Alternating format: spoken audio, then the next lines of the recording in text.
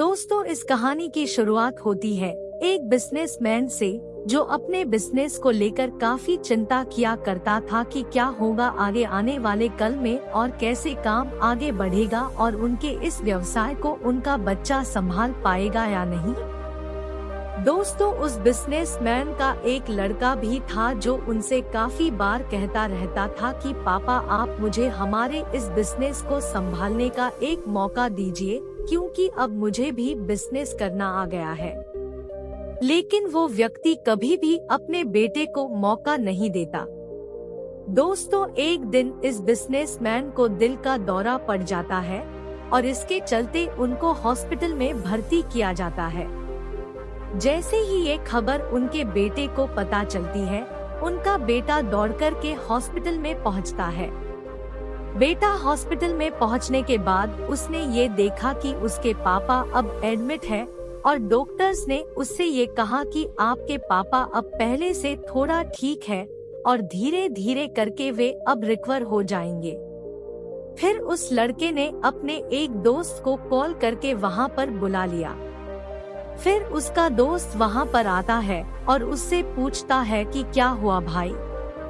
फिर उस बिजनेसमैन के लड़के ने अपने दोस्त से कहा कि मेरे पापा को दिल का दौरा आया है और उन्हें अस्पताल में एडमिट किया हुआ है।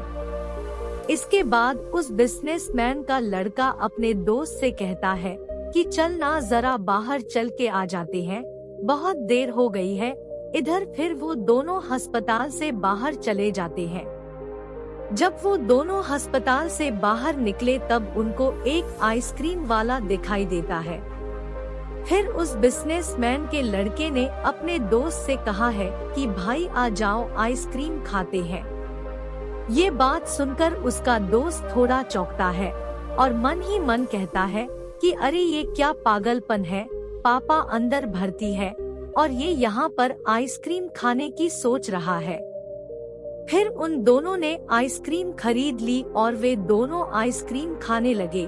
लेकिन उसका जो दोस्त था ना, उससे ये रहा नहीं गया और उसने अपने दोस्त से पूछ लिया कि भाई, मुझे समझ नहीं आ रहा है कि तुम्हारे बिजनेस का आगे क्या होगा और तुम्हारे पापा की तबीयत भी ठीक नहीं है और तू यहाँ आइसक्रीम खा रहा है, मुझे कुछ समझ में ही नहीं आ रहा है।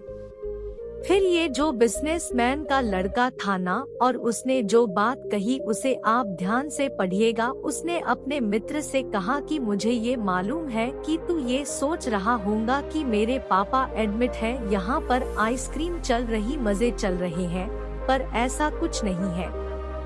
मैं भगवान श्री कृष्ण का बहुत बड़ा भक्त हूँ और उनकी दो बातें हूँ हमेशा अपनी जिंदगी में याद रखता हूँ। पहली बात जो हम सबको पता है कि काम करना है और फल की चिंता नहीं करनी है, इसलिए जो होगा देखा जाएगा। मैं सिर्फ अपने काम पर ही फोकस करूंगा और फिर बिजनेस भी अच्छा चलेगा।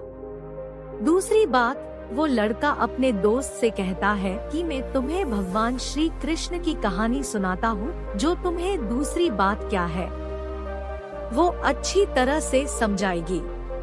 भगवान श्री कृष्ण की जो पत्नी थी जिनका नाम रुक्मिणी था, उनको जब पहला बेटा हुआ था तो उसका नाम प्रद्युम्न रखा गया था और प्रद्युम्न के जन्म के 10 दिन पश्चात ही प्रद्युम्न का अपहरण हो गया।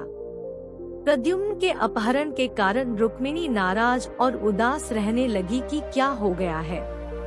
भगवान श्री कृष्ण रुक्मिणी जी से कहते थे कि चिंता मत करो, क्योंकि प्रद्युम्न जहाँ पर भी होगा वहीं पर ठीक होगा। लेकिन इतना समझाने के बावजूद भी रुक्मिणी अपने बच्चे की चिंता में उदास और निराश रहती थी और इस तरह चिंता करते करते रुक्मिणी जी के 18 साल बीत गए। 18 साल के बाद द्वारका में जब प्रद्युम्न की वापसी हुई और जब प्रद्युम्न द्वारका में वापस आए तो उनके साथ में उनकी पत्नी मायावती भी थी।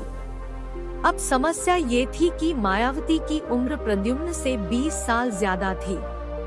वहाँ रुक्मिणी पहले तो खुश हुई कि बच्चा वापस आ गया और फिर से दुखी हो गई क्योंकि इतनी बड़ी लड़की से शादी की, इसलिए रुक्मिणी फिर से भगवान श्री कृष्ण से जाकर कहने लगी कि ये क्या हो गया। फिर भगवान श्री कृष्ण जी ने माँ रुक्मिणी जी से कहा कि जो हो गया है उसको स्वीकार कर लो और आगे बढ़ो और चिंता मत करो। लेकिन माँ रुक्मिणी ये कह रही थी कि बड़ी लड़की से शादी क्यों कर ली और ये ही लड़की मिली थी क्या, और इस बात को स्वीकार नहीं कर पा रही थी। इसके कारण 8 साल तक माँ रुक्मिणी जी दुखी और निराश रही और 8 साल के बाद रुक्मिणी जी ने ये स्वीकार कर लिया कि प्रद्युम्न ने जो यह शादी करी थी वो ठीक है और इसके लिए ज्यादा चिंता करने की जरूरत नहीं है, और उस शादी को उन्होंने स्वीकार कर लिया। दोस्तों, एक तरीके से माँ रुक्मिणी जी ने अपने जिंदगी के 26 साल उदासी में बिता दिए। इस कहानी को खत्म करते हुए वो लड़का अपने दोस्त से बोला कि मैंने अब स्वीकार करना सीख लिया हुआ है, क्योंकि भगवान श्री कृष्ण जी कहते हैं कि जो हो रहा है उसे स्वीकार कर लो, जिंदगी अपने आप सहज हो जाएगी। दोस्तों, ये छोटी सी कहानी जो हमें 2 बड़ी बातें सिखाती है और यही बातें मैं आपके साथ शेयर करना चाहता था कि हमारी जिंदगी में जो कुछ भी घटता है उसे स्वीकार करना सीख लीजिए और फिर जिंदगी अपने आप सहज हो जाएगी। हमारे नियंत्रण में जितने भी चीजें होंगी उन चीजों पर तो हमें जरूर नियंत्रण रखना चाहिए, लेकिन जो चीजें हमारे नियंत्रण से बाहर है उन चीजों को हमें स्वीकार कर लेना चाहिए। अगर हमने स्वीकार नहीं किया तो हमें भी माँ रुक्मिणी की तरह बहुत सालों तक उदास रह जाएंगे। आज के लिए बस इतना ही। वीडियो पसंद आया होगा तो लाइक शेयर कमेंट कीजिए और वीडियो को सब्सक्राइब करना ना भूले। धन्यवाद।